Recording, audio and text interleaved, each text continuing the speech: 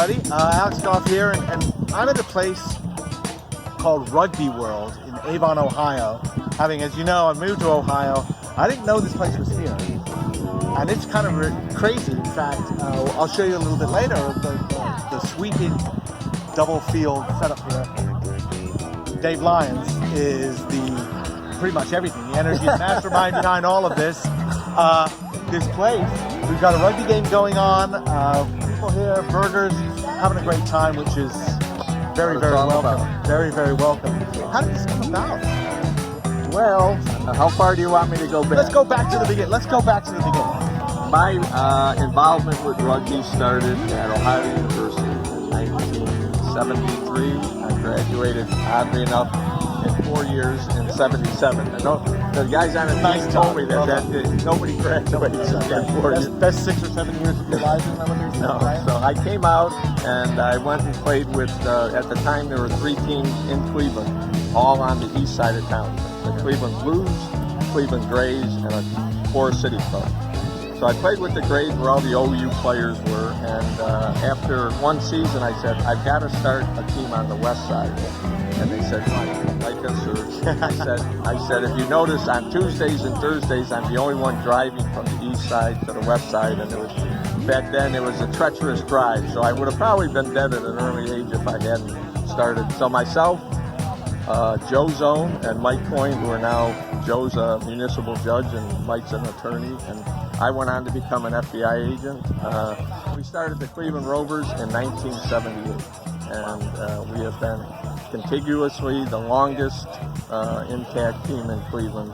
On the east side, the Blues and the Grays, Forest City, kind of evolved into what we now call the Crusaders. And so after that, I ended up being in the FBI and came back to Cleveland and ended up retiring from the FBI and got into real estate. And looking for real estate, I found 17 acres of land adjoining a farm and adjoining a golf course, and it's got everything you can imagine. Well, we're gonna do a quick little search around here. You see, first of all, there's a farm next door, and second of all, there's a lot of land here. I mean, this is good. And we've carved out 4 acres to what you see now, and you can see 2 fields going east, 2 fields. But in the middle, across the middle of both of those fields, is field number 3 that goes north and south. All these posts are put up with the idea of quickly coming down and moving about, because we want the space to be used for everything that we can think of. So the field, 5 years ago, it looked like the adjoining farmland.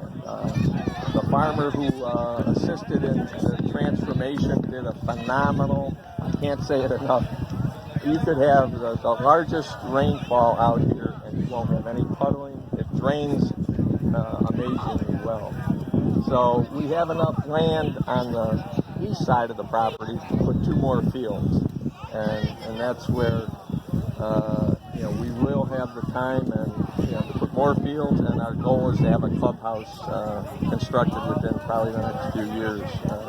But for now, our biggest thing is parking. We've exceeded our parking today, and we're taking more of the gravel parking lot next year, so we can eliminate that problem.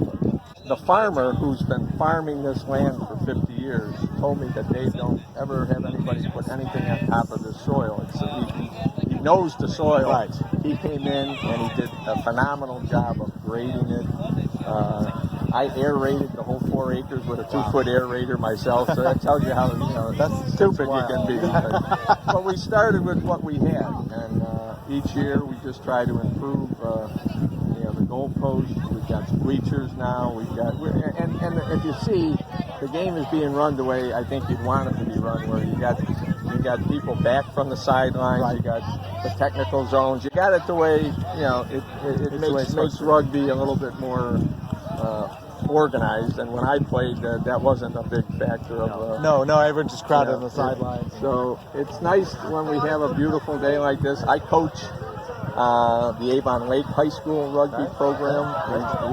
We just recently won a second state championship. So, and my latest goal is youth rugby, trying to get youth rugby in the 5th and 6th, 7th and 8th grade levels. And it's like spreading the sport. For sure. For sure. And that's to have the field is now an obligation to use the field, and I feel bad if I don't. And we've got enough coaches. The Rovers, Northeastern Ohio is the second largest concentration of high school rugby in the country. And between St. Ed's, St. Ignatius, and St. Joe's Academy, we have 3 nationally ranked teams, all within 5 miles of each other. And the Rovers have participated in a lot of the coaching, and that's what we want to just continue to do as a club, spread the sport and help them grow. It's important when they talk about it nationally ranked. I'm the one who's ranking them, and it's true. They are very good. That Jackie Finlan ranking the girls in St. Joe's Academy. It's cost a lot of money. It must have cost a lot of money. Who paid for this? I capitalized it. Being in real estate, I knew the elements of rental income to help subsidize it. The nuts and bolts of a field. If anyone wants to go out and start their own field, be prepared. Simply to put fertilizer down 4 times a year at $300 to $400 a pop just for the materials. That's the basics. And I told the club, I don't want a field of weeds. I want a field of. I want the field to look like this. And I tell my motto to people. I said, if I played on a field this soft, I wouldn't have the injuries that I have. I get you. For sure. So it's a chance to. You rarely get a chance in life to make things the way you want them. Your neighbors, no problem here, is what I understand. Willow Way Nursery is probably one of the largest employers in Avon. It's I think they have 300 or 400 acres on the west side of, and the Fitch Farm is a pick-your-own farm. So and adjoining us to the east is his brother, the farmer owns Bobolinks Golf Course, and they were the ones. When I was doing this, I consulted with them. I said, what type of seed am I to put down? So they told me, and they'd be yelling at me as I was the first years of watching it grow and everything. And so, well, that's another big thing. This is interesting with sports fields is you don't just say, well, let's put down grass. What kind of grass is good for sports, but also what kind of grass in the region grows? No, it's different. And that's what I asked. And, and luckily, the son of the owner of the golf course has a degree in golf course management from Ohio State. So he gave me the seed was tall fescue. It's hardy grass, it spreads, and it takes a beating. And that's what we've had. Every college in town has played here. We've had girls teams from Chicago, teams from Pittsburgh to play here. So the adage was build it and they shall come. Build it, don't charge, and they'll stampede you. So I've been slow on being the economics of it because it's better to have it for people to spread the sport.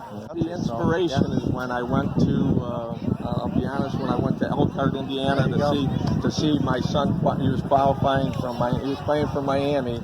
And when I saw Elkhart, I just looked around and I saw nothing but green fields and kind of a Quonset hut. And I said, that's not too hard.